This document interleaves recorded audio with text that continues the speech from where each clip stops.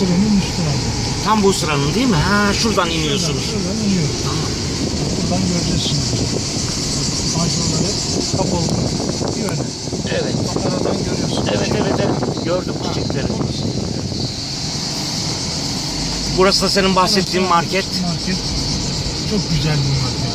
Evlere servis falan da yapıyor. Evet, çok güzel.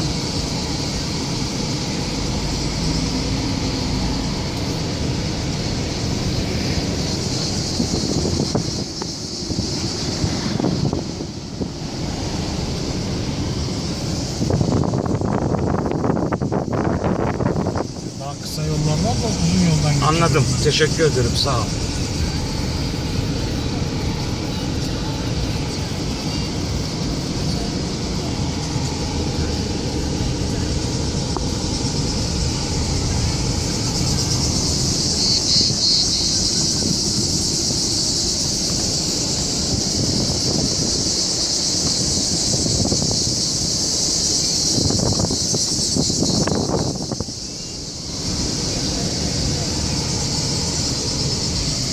Ne güzel evler yapıyor. Evet. Biliyor musun abi? Çok güzel ya.